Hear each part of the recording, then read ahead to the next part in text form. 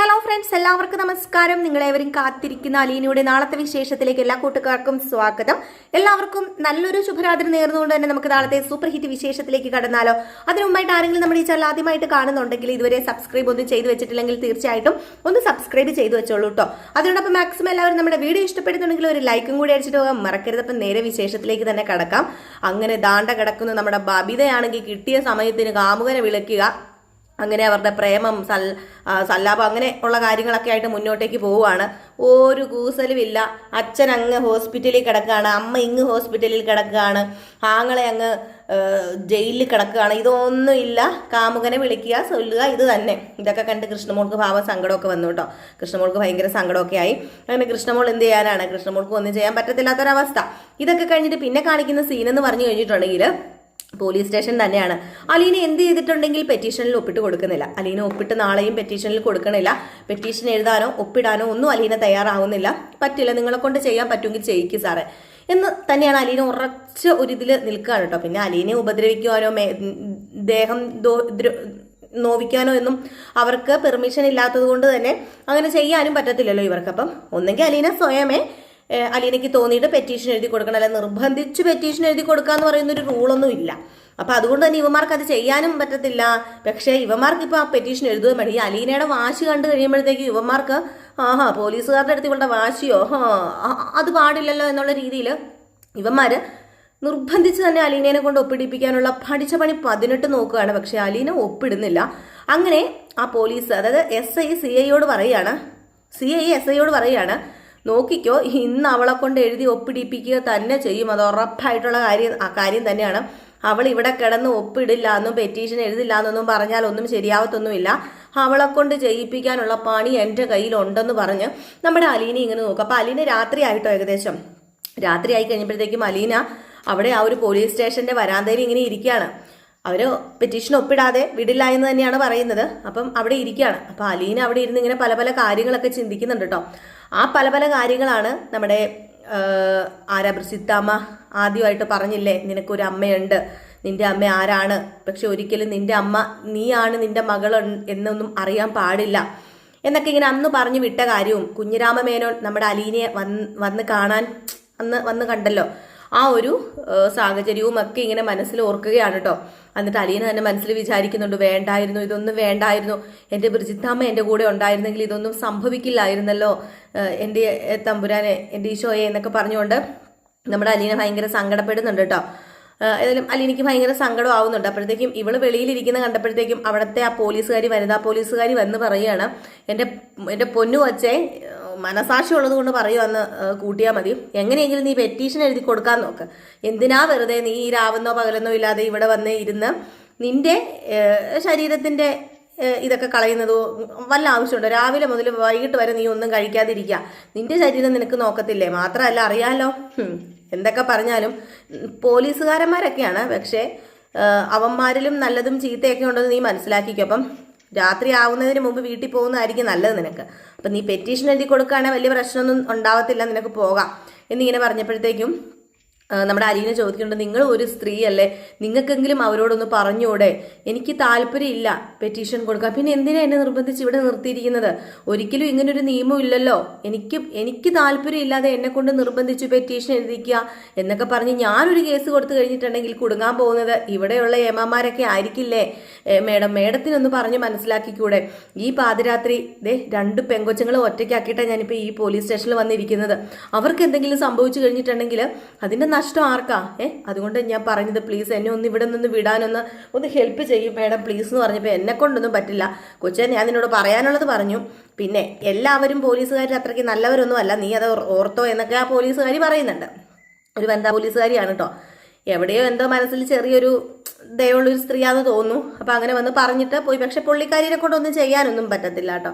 പുള്ളിക്കാരിനെ കൊണ്ട് എന്തെങ്കിലും ചെയ്യാൻ പറ്റും, അതിലും വലിയ മേളിൽ ആൾക്കാരുള്ളപ്പോൾ പുള്ളിക്കാരിനെ കൊണ്ട് ഒരിക്കലും ഒന്നും ചെയ്യാൻ പറ്റത്തില്ല.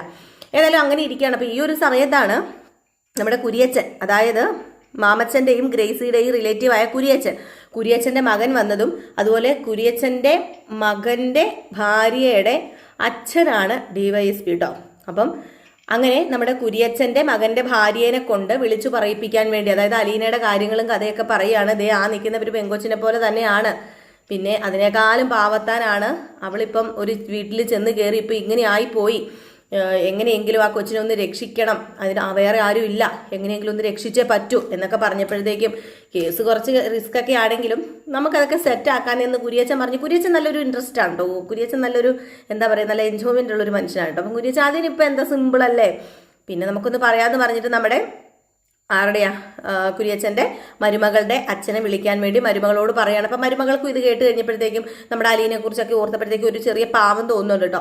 അപ്പം അങ്ങനെ വിളിക്കുകയാണ്. അപ്പം അങ്ങനെ ഫോൺ എടുത്തിട്ട് ഹലോ അച്ഛാ, ഞാൻ ഇങ്ങനെ ഒരു കേസ് അവിടെ വന്നിട്ടുണ്ടോ എന്ന് ചോദിച്ചപ്പോഴത്തേക്കും നീ പറഞ്ഞത് ശരിയാ മോളെ, ഇങ്ങനെ ഒരു കേസ് ഇവിടെ എത്തിയിട്ടുണ്ട് എന്ന് പറഞ്ഞപ്പോഴത്തേക്കും തന്നെ പറയുന്നുണ്ട്, അയ്യോ അതെങ്ങനെയാ മോൾ അറിഞ്ഞത്, പത്രത്തിലൊക്കെ ഫ്ലാഷ് ആയോ, അയ്യോ അതൊരു 1.5 കേസാ, ഇന്ന് രാവിലെ പോയി അവന്മാരെ അറസ്റ്റ് ചെയ്തുകൊണ്ട് വന്നതേ ഉള്ളൂ. ഒരു പെങ്കൊച്ചിനെ 4 അവന്മാർ ചേർന്ന് മയക്കുമരുന്ന് കൊടുത്ത് അതീവ ക്രൂരമായി പീഡിപ്പിച്ച കേസാണ്. അത് വലിയൊരു കേസ് തന്നെയാണ്. ഈ ഒരു വർഷത്തെ ഏറ്റവും വലിയ കേസെന്ന് വേണമെങ്കിൽ പറയാം ഞാൻ കണ്ടതിൽ വെച്ച്. അത്രയും സീരിയസ് കേസാണെന്ന് പറയുമ്പം അത് പിന്നെ അവിടെ ഒരു പെങ്കൊച്ചുണ്ട് ആ വീട്ടിൽ, ഈ പറയുന്ന ബാലചന്ദ്രൻ മേനോന്റെ വീട്ടിൽ ഒരു പെങ്കൊച്ച് ജോലിക്ക് നിൽപ്പുണ്ട്. ആ പെങ്കൊച്ചിന് ഇപ്പം അനാവശ്യമായി പോലീസുകാർ പിടിച്ചുകൊണ്ട് പോവുകയും അതിനെ തുടർന്ന് എന്തൊക്കെയോ പ്രശ്നമൊക്കെ ഉണ്ടാവുന്നുണ്ട്. ഇതുവരെ വിട്ടയച്ചിട്ടില്ല.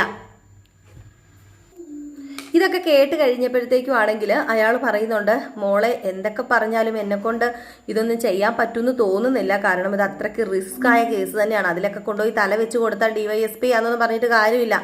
അതിനകത്തൊക്കെ തല കൊണ്ടുവച്ച് കഴിഞ്ഞിട്ടുണ്ടെങ്കിൽ ജനങ്ങൾ തന്നെ മണ്ണ് വാരി ഇടും എൻ്റെ മേത്ത്. അത് നിനക്ക് കാണണമെന്ന് വെച്ചപ്പോൾ അച്ഛാ പ്ലീസ് അച്ഛാ ഒന്ന് കാര്യങ്ങളൊന്ന് സെറ്റാക്കച്ചാ. അവരെന്നെ പ്രതീക്ഷിച്ചിട്ടാണ് അവരങ്ങ് എവിടെന്ന പാലാരിവട്ടത്ത് നിന്ന് അവരിവിടം വരെ വന്നത് എന്നെ പ്രതീക്ഷിച്ചിട്ടാണ്. അതുകൊണ്ട് പ്ലീസ് അച്ഛാ ഒരു കാര്യം ചെയ്യുക, ഒന്ന് അന്വേഷിച്ചിട്ടൊന്ന് ആ പെങ്കൊച്ചിനെ ഒന്ന് പോയി കണ്ട് ആ പെങ്കൊച്ചിനെ അവിടെ നിന്ന് ഇറക്കാനുള്ള കാര്യങ്ങളൊക്കെ ഒന്ന് ചെയ്യണം. ഈ രാത്രി അവിടെ ഇരുന്ന് കഴിഞ്ഞാൽ എന്താ സംഭവിക്കാൻ പോകുമെന്ന് ഞാൻ പ്രത്യേകിച്ച് പറയണ്ടല്ലോ. അറിയാലോ നമ്മുടെ മോക്ക, അച്ഛന് 2 പെൺമക്കളല്ലേ, അച്ഛൻ്റെ മോക്ക ഇങ്ങനെ സംഭവിച്ചെങ്കിലോ, അച്ഛൻ അതുകൊണ്ട് ഒന്ന് പോയി അന്വേഷിക്കണം എന്ന് പറഞ്ഞപ്പം നീ ഇത്രയും പറഞ്ഞ സ്ഥിതിക്ക് ഞാനൊന്ന് തിരക്കിയേക്കാം എന്ന് DYSP പറയുന്നുണ്ട് കേട്ടോ. ഇതിൽ DYSP ഒക്കെ വിളിച്ചു പറഞ്ഞു കഴിഞ്ഞിട്ടുണ്ടെങ്കിൽ നമ്മുടെ അലീനയെ നിഷ്പ്രയാസം വിട്ടയക്കാവുന്നതേ ഉള്ളൂ. കാരണം ഇവന്മാരുടെ തൊപ്പി തെറിച്ചു കഴിഞ്ഞാൽ വലിയ പ്രശ്നമാകും. അപ്പം അതുകൊണ്ട് എന്ത് ചെയ്യും, അലീനയെ വിട്ടയക്കും. അപ്പം അത്രേ ഉള്ളൂ. അപ്പം ഈ സമയത്ത് പിന്നെ കാണിക്കുന്ന ഒരു സീൻ എന്ന് പറഞ്ഞാൽ നമ്മുടെ ബാലചന്ദ്രനെയാണ് കേട്ടോ. അപ്പം ബാലചന്ദ്രൻ സത്യം പറഞ്ഞാൽ അലീനയെ പിടിച്ചോണ്ട് പോയ കാര്യങ്ങളൊന്നും തന്നെ അറിഞ്ഞിട്ടില്ല, ആരും പറഞ്ഞിട്ടില്ല. ഗോവർദ്ധനൻ പറഞ്ഞിട്ടില്ല. നമ്മുടെ അലീന ഗോവർദ്ധനോട് പറഞ്ഞായിരുന്നു ഒരു കാര്യങ്ങളും ഷോക്കാകുന്ന ഒരു കാര്യങ്ങളും പറയരുത് എന്ന് പറഞ്ഞായിരുന്നല്ലോ. അപ്പം അതുകൊണ്ട് തന്നെ ആ വക കാര്യങ്ങളൊന്നും പറഞ്ഞിട്ടില്ല. അപ്പം പറയാത്തത് കൊണ്ട് നമ്മുടെ ബാലചന്ദ്രൻ മേനോന് ഈ വക സംഭവങ്ങളൊന്നും അറിയത്തില്ല. അങ്ങനെ ബാലചന്ദ്രൻ മേനോൻ അവിടെ കിടന്ന്, അതായത് ജസ്റ്റൊക്കെ റിക്കവറൊക്കെ ആയിട്ട് വന്നു കേട്ടോ. ചെറിയൊരു മൈനർ അറ്റാക്കൊക്കെ ആയിരുന്നല്ലോ. അപ്പോൾ അത് റിക്കവറൊക്കെ ആയിട്ട് വന്ന ഒരു സമയത്ത് നമ്മുടെ ബാലചന്ദ്രൻ മേനോന്റെ പെങ്ങള് അങ്ങോട്ടേക്ക് ചെല്ലാണ്. അപ്പം പെങ്ങൾ അങ്ങോട്ടേക്ക് ചെന്നിട്ട് എന്ത് ചെയ്യുന്നു, പെങ്ങള് അലീനയെ പോലീസ് പിടിച്ചോണ്ട് പോയ കാര്യം പറഞ്ഞു കൊടുക്കുക. പിന്നെ പറയാനുണ്ടോ, അലീനയെ പോലീസ് പിടിച്ചോണ്ട് പോയ കാര്യം പറഞ്ഞു കഴിഞ്ഞപ്പോഴത്തേക്കും അങ്ങനെ നമ്മുടെ ബാലചന്ദ്രൻ ഇത് കേട്ടതും സമ്മതിക്കില്ല, ഞാൻ എന്തിനാ അവളെ പിടിച്ചോണ്ട് പോകുന്നത് എന്ത് ആവശ്യം ഉണ്ടായിരുന്നത്, അവൾ ആരോട് എന്താ ചെയ്തത് എന്നൊക്കെ പറഞ്ഞുകൊണ്ട് അങ്ങനെ വയലന്റ് ആകാൻ തുടങ്ങിയപ്പോഴത്തേക്കും പെട്ടെന്ന് ബാലചന്ദ്രമേനോന്റെ പെങ്ങള് പറഞ്ഞു, വേണ്ട അവിടെ കിടക്ക്, എന്താ ബാലേട്ട ഇത് അവിടെ കിടക്ക്, ബാലേട്ടന് വയ്യാണ്ടിരിക്കല്ലേ, പറ്റില്ല, ഞാൻ സമ്മതിക്കില്ല. എന്നിട്ട് അവളെ ആരും ഇറക്കാൻ പോയില്ലേ, അവളെ ആരും ഇറക്കിയില്ലേ, അവരെന്താ ഗോവർദ്ധനൻ, അവരെന്താ പരിപാടി, അവളെ ഇറക്കത്തില്ലായിരുന്നോ? അത് പിന്നെ പോയായിരുന്നു ഇറക്കാനായിട്ട്. അവിടെ ചെന്ന് കഴിഞ്ഞപ്പോഴത്തേക്കും പോലീസുകാരന്മാർ പറഞ്ഞത് ഇപ്പം തൽക്കാലം കാണാൻ സമ്മതിക്കില്ല, വിടില്ല എന്നൊക്കെയാണ് പറഞ്ഞത്. അതുകൊണ്ട് യാതൊരു പിടിപാടും ഇല്ല, യാതൊരു പിടിയും ഇല്ല, എങ്ങനെയാണെന്നൊന്നും അറിയില്ല. ഇപ്പം പോലീസ് സ്റ്റേഷനിൽ ചെന്നിട്ട് രോഹിത്തിനെ കാണാനോ അലീനയെ കാണാനോ ഒന്നും സമ്മതിച്ചിട്ടില്ല. അവളെ പിടിച്ചോണ്ട് പോയത് പണ്ടെങ്ങാണ്ട് ഒരു ചെറിയൊരു റേപ്പറ്റന്റ് ഉണ്ടായിരുന്നല്ലോ, നമ്മുടെ രോഹിത്തും ഹരിയും കൂടെ ചേർന്ന് അവളെ റേപ്പ് ചെയ്യാൻ ശ്രമിച്ചില്ലായിരുന്നോ? അപ്പം അതിൻ്റെ പേരിലാണ് പിടിച്ചോണ്ട് പോയിരിക്കുന്നത്. അപ്പം അവള് ഇനിയിപ്പം അവിടെ ചെന്ന് എന്താ സംഭവം എന്നൊന്നും അറിയാൻ പറ്റില്ല എന്നുള്ളപ്പോൾ രാത്രി എത്രയായി സമയം, ഞാൻ പോകുമോ, ഞാനിവിടെ നിൽക്കത്തില്ല, എനിക്കിപ്പോൾ പോകണമെന്ന് പറഞ്ഞുകൊണ്ട് ആ നെഞ്ചിലോ അവിടെ ഇവിടെ കുത്തിയിരുന്ന വയറും ഒക്കെ പിടിച്ചു വലിച്ചു ഊരുന്നുണ്ട് നമ്മുടെ ബാലചന്ദ്രൻ. ഞാൻ പോകും, എനിക്ക് അവളെ ഇറക്കിയേ പറ്റൂ, എനിക്ക് അലീനയെ കാണണം, അവൾ എന്ത് തെറ്റാ ചെയ്തത്, എല്ലാവരും കൂടെ അവളെയും കൂടെ പിടിപ്പിക്കാൻ നോക്കുകയാണോ? ഇതേ സമയം പിന്നെ കാണിക്കുന്ന സീൻ എന്ന് പറഞ്ഞിട്ടുണ്ടെങ്കിൽ നമ്മുടെ രോഹിത്തിനെയും ഹരീനെയും കൂടെ ഹരിയോടും കൂടി അലീനയുടെ മുമ്പിൽ വെച്ച് തന്നെ വീണ്ടും ചോദ്യം ചെയ്യുന്നുണ്ട് കേട്ടോ. അപ്പം നിങ്ങളല്ലേടാ ഇവളെ കയറി പിടിച്ചതും റേപ്പ് ചെയ്യാൻ വേണ്ടി ശ്രമിച്ചതും, എന്നിട്ട് ഇവളിപ്പോൾ ചെയ്തിട്ടില്ലല്ലോ എന്നാണല്ലോടാ പറഞ്ഞിരിക്കുന്നത്.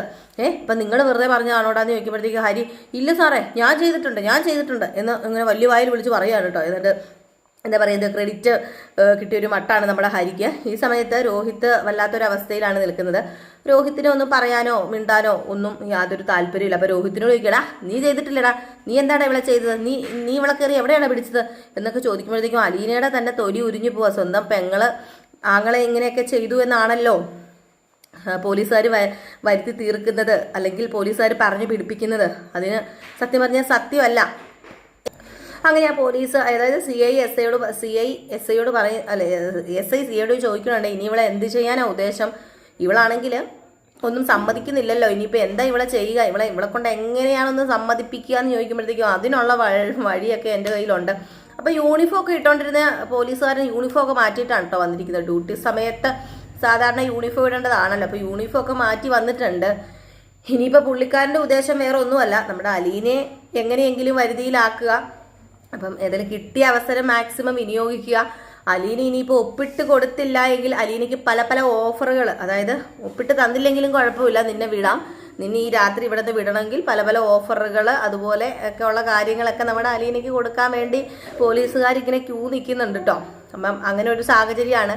ഈ സമയത്താണെങ്കിൽ ബാലചന്ദ്രൻ്റെ ഫോണ് ഇവിടെയാണല്ലോ ഉള്ളത്. അലീന വീട്ടിൽ കൊണ്ടുവന്ന് വെച്ചായിരുന്നു. അപ്പം ബാലചന്ദ്രൻ്റെ ഫോൺ ചോദിക്കുന്നുണ്ട്, എൻ്റെ ഫോൺ എന്ത് എനിക്കിപ്പം വേണം, എനിക്കിപ്പോൾ ഫോൺ കിട്ടണമെന്ന് പറയുമ്പോഴത്തേക്കും പെങ്ങൾ പറയുന്നുണ്ട് അത് പിന്നെ ബാലേട്ട ഫോണ് അന്ന് അലീന വീട്ടിൽ കൊണ്ട് വെച്ചായിരുന്നു പറയുമ്പോഴത്തേക്കും എനിക്ക് ഫോൺ വേണം, എനിക്ക് ഫോൺ കിട്ടിയേ പറ്റൂ, ഇത് എത്ര സീരിയസ് ആണെന്ന് എനിക്ക് അറിയണം, അവളെ അങ്ങനെ ആ രാത്രിയൊന്നും അവിടെ കൊണ്ടുപോയി നിർത്താനൊന്നും ഞാൻ സമ്മതിക്കത്തില്ല, ഞാനുണ്ടായിരുന്നെങ്കിൽ ഒരിക്കലും ഇത് നടക്കില്ലായിരുന്നു.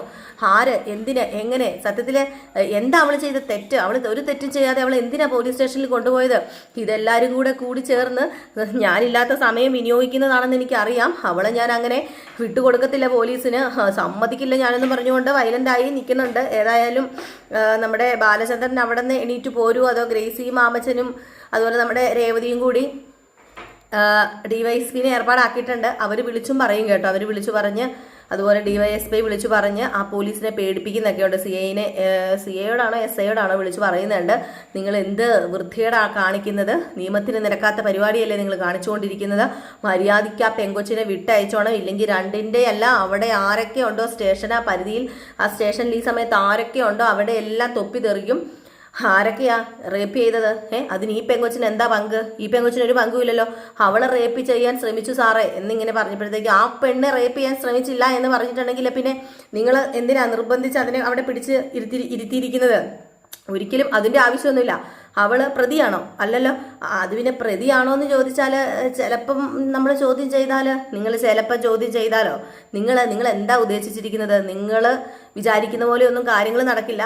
4 പേരുണ്ടല്ലോ നിങ്ങളുടെ കസ്റ്റഡിയിൽ, അവരെ ചോദ്യം ചെയ്യലും മതി, മര്യാദയ്ക്ക് അവളെ പറഞ്ഞു വിട്ടണമെന്നൊക്കെ പറയുന്നുണ്ട് കേട്ടോ. അപ്പം നമുക്ക് കാത്തിരുന്ന് തന്നെ കാണാം എന്തൊക്കെയാണ് സംഭവിക്കാൻ പോകുന്നതെന്ന്. അപ്പം എല്ലാവരും കാത്തിരിക്കുക. നാളെയെങ്കിലും നമ്മുടെ അലീന പോലീസ് സ്റ്റേഷനിൽ നിന്ന് ഇറങ്ങുമോ, നാളെയെങ്കിലും അലീനയെ ഇറക്കാനായിട്ട് ആരെങ്കിലും വരുമോ, ഡിവൈഎസ്പി വിളിച്ച് നാളെയെങ്കിലും പറയുമോ എന്നൊക്കെ നാളെ രാവിലത്തെ വിശേഷമായിട്ട് വരാട്ടോ. അപ്പോൾ നമ്മൾ ഇന്ന് രാവിലെ വിശേഷം ഇട്ടിട്ടുണ്ടായിരുന്നു. എന്ത് പറ്റി, വ്യൂസൊക്കെ വളരെയധികം കുറവാണ്. നിങ്ങൾ എന്താ പറ്റിയത്, നമുക്ക് ലൈക്കൊന്നും തരുന്നില്ലെന്ന് തോന്നുന്നു കേട്ടോ. എനിക്ക് പിന്നെ വ്യൂസ് ഇത്രയധികം കുറയാൻ ചാൻസ് ഇല്ല. നമുക്ക് യൂട്യൂബ് റെക്കമെൻഡേഷൻ ലിസ്റ്റിലേക്ക് കയറ്റി വിടണമെങ്കിൽ നിങ്ങളുടെ ലൈക്ക് ആവശ്യമാണ് കേട്ടോ. അപ്പോൾ മാക്സിമം എല്ലാവരും നമ്മുടെ വീഡിയോ ഇഷ്ടപ്പെടുന്നുണ്ടെങ്കിൽ തീർച്ചയായിട്ടും ലൈക്ക് ചെയ്തിട്ട് നമ്മുടെ വീഡിയോ കാണാൻ വേണ്ടി ശ്രമിക്കണം. ആരെങ്കിലും ആദ്യമായിട്ട് നമ്മുടെ ചാനൽ കാണുന്നുണ്ടെങ്കിൽ സബ്സ്ക്രൈബ് ചെയ്ത് വെക്കാതെയാണ് നിങ്ങൾ നമ്മുടെ ചാനൽ കാണുന്നതെങ്കിൽ ഒന്ന് സബ്സ്ക്രൈബ് ചെയ്ത് വെച്ചിട്ട് ആ ബെല്ലൈക്കണൊക്കെ ഒന്ന് ക്ലിക്ക് ചെയ്യുകയാണെങ്കിൽ നമ്മളിടുന്ന വീഡിയോയുടെ നോട്ടിഫിക്കേഷൻ നിങ്ങളുടെ ഫോണിലേക്ക് അപ്പോൾ തന്നെ വരികയൊക്കെ ചെയ്യും നിങ്ങൾക്ക്. അപ്പോൾ തന്നെ നമ്മുടെ വീഡിയോസൊക്കെ കയറി കാണുകയൊക്കെ ചെയ്യാം. അപ്പോൾ ടാറ്റ ബേബി, നെക്സ്റ്റ് വീഡിയോ ആയിട്ട് വരാമേ.